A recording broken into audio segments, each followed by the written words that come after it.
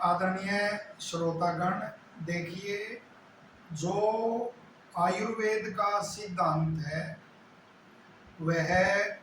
जैसे त्रिदोष का सिद्धांत, वात पित्त और कफ का सिद्धांत तो है ही। इस सिद्धांत पे टिका हुआ है कि तीनों दोष जब सम रहते हैं तो व्यक्ति स्वस्थ रहता है। यदि कोई भी दोष या दो दोष मिलकर या तीनों दोष वो ज़्यादा या कम हो जाते हैं फिर स्वस्थ नहीं रहता। इसी तरह जो तीन गुण हैं, सत्व, रज और तम,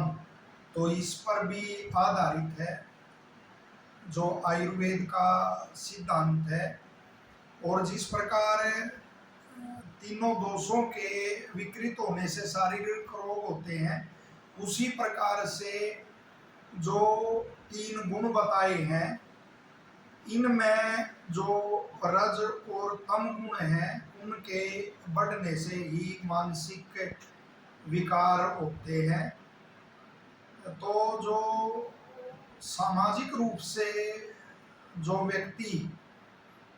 अच्छे व्यवहार वाला है वही वास्तव में स्वस्थ है। और इसका सामाजिक उसका व्यवहार का पैमाना यह भी नहीं है कि व्यक्ति के पद पर और उस पर भी आधारित नहीं है, क्योंकि संसार में देखा गया है कि जो स्तवगुणी नहीं है, स्तवगुणी नहीं है, वो भी बड़े बड़े पद पे और उस पे मिल जाते हैं। तो जो भौतिक उन्नति है उसका पैमाना नहीं है, लेकिन एक दिन वास्तव में उनकी परिणति ऐसे होती है ना, वो समाज को संगठित रख सकते हैं और स्वयं भी उनको अपने कर्मों का दंड ईश्वर की न्याय व्यवस्था के अनुसार भुगतना पड़ता है। वो आत्मा में प्रसन्न नहीं रहते, वो बेचैन ही रहते हैं। जैसे अरिष्ट नेमि ने राजा सगर को उपदेश दिया था कि अनेक मनुष्य ऐसे होते हैं जो कीड़े मकोड़े जैसे अन्न का संग्रह करते रहते हैं, ऐसे ही वो व्यक्ति धन का संग्रह करते रहते हैं, तो वो निश्चित तौर पर कोई सफलता का पैमाना नहीं होता। तो इन तीनों गुणों को अवश्य समझना चाहिए। मैं ऋषि दयानंद सरस्वती का बड़ा उपकार है हमारे ऊपर कि नवे समोल्लास में वो मनु महाराज के आधार पर उनके श्लोकों के आधार पर तीनों गुणों की वो बड़ी सुंदर व्याख्या करते हैं। सबको पढ़नी चाहिए और स्पष्ट वहाँ लिखते हैं कि सबको जानना चाहिए इन तीनों गुणों के बारे में। और उसमें जो सत्व गुण है उसकी अपने अंदर उन्नति करनी चाहिए और जो रज और तम गुण है उसको दबाना चाहिए। तो स्तव गुण ही श्रेष्ठ होता है और उसकी पहचान लिखी है कि जब व्यक्ति में स्तव गुण होता है तो जो उसका आत्मा है उसमें ज्ञान होता है, और तम जब होता है उसमें अज्ञान होता है, और रज में मोह और राग द्वेष आदि ये होता है। तो ये और आगे मैं ऋषि और इसको स्पष्ट करते हुए और आगे लिखते हैं कि आत्मा और मन में जब शुद्ध भाव होते हैं तो समझ लो आपके अंदर सत्व गुण है। और जब आत्मा और मन सांसारिक विषयों में फंसकर इधर उधर गमन आगमन करते हैं, विषयों में प्रीति होती है, तो समझ लो अंदर रजोगुण है, रजोगुण बढ़ा हुआ है। और उस समय वो स्तव गुण वो उसके दबा हुआ है। और इसी तरह से तमोगुण के बारे में लिखते हैं कि जब आत्मा और मन सांसारिक जो विषय हैं इनमें उलझे हुए होते हैं और तर्क वितर्क से भी वो हीन हो जाते हैं, तो उसमें समझ लो तमोगुण है। इसका एक बड़ा सुंदर उदाहरण वो कथानक के रूप में देते हैं कि कैसे तर्क वितर्क से हीन हो जाते हैं सांसारिक विषयों में उलझकर। जैसे कोई सामाजिक संगठन है, उस सामाजिक संगठन के कोई नेता है, तो उन नेता के मुख से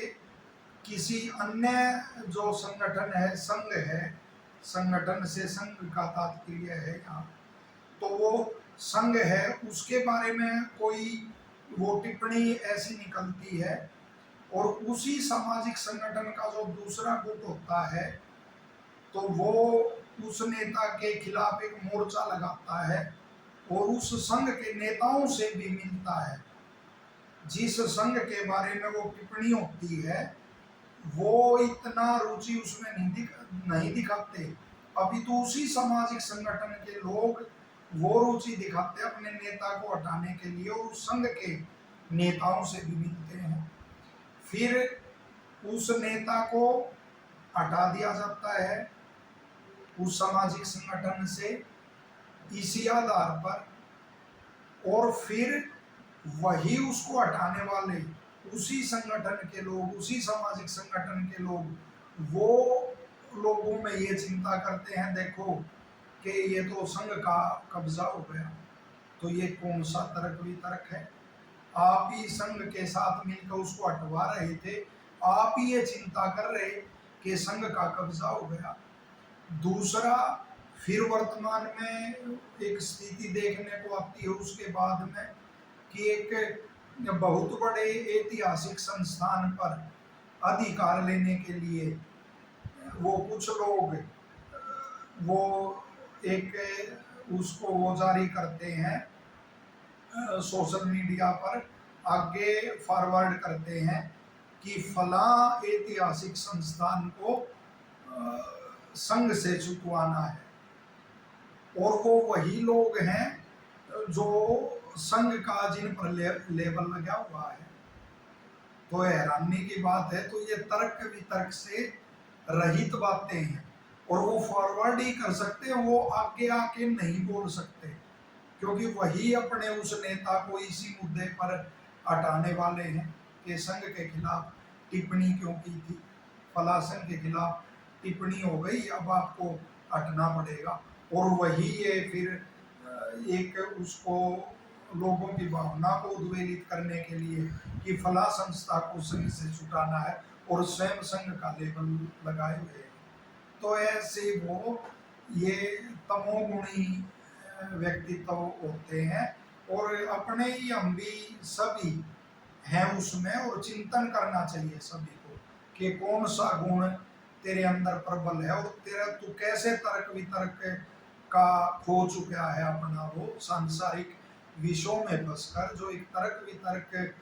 की जो शैली होती है, जो विवेक होता है, उसको तुम कैसे खो चुके हो, या हम कैसे खो चुके हैं, या मैं कैसे खो चुका हूँ, उस पर स्वयं चिंतन करना चाहिए। और ये स्वस्थ रहने का भी एक बहुत बढ़िया एक उपाय है कि हमेशा ये तीनों जो गुण हैं, सत्य, रज और तम, इनकी हर व्यक्ति को पहचान होनी चाहिए। जैसे वेद पढ़ने में, धर्म प्रचार करने में, यज्ञ करने में, पढ़ने पढ़ाने में रुचि हो, तो समझ लो आत्मा में स्तोगुण है। जब आलस्य हो, धैर्य का त्याग हो, और ऐसे हो के बगैर किए ही मेरे को बहुत सारा कुछ मिले, और वो ऐसी प्रवृत्तियां वो समझ लो रजोगुण है। और जब क्रूरता और मद्यपान आदि में रुचि, और ऐसे भाव हो, अति निंद्रा आदि के भाव हो, और साथ में क्रूरता, दूसरे की हानि आदि करने के भाव हो, तो समझ लो हमारे अंदर तमोगुण है। तो हमेशा देखो ऋषियों की कितनी उत्तम शैली है कि जो रजोगुण और तमोगुण है उनका ह्रास करके अपने सतोगुण को पहचान बढ़ाना चाहिए, और हमेशा चिंतन करना चाहिए कि मेरे अंदर कौन सा गुण इस समय वो प्रबल है। तो ये भी एक स्वस्थ रहने का एक उपाय है, और आयुर्वेद भी इस सिद्धांत पर आधारित है। पुरुषार्थ चतुष्टय के सिद्धांत पर भी आयुर्वेद आधारित है, और भी सिद्धांत है, फिर उनकी चर्चा करेंगे।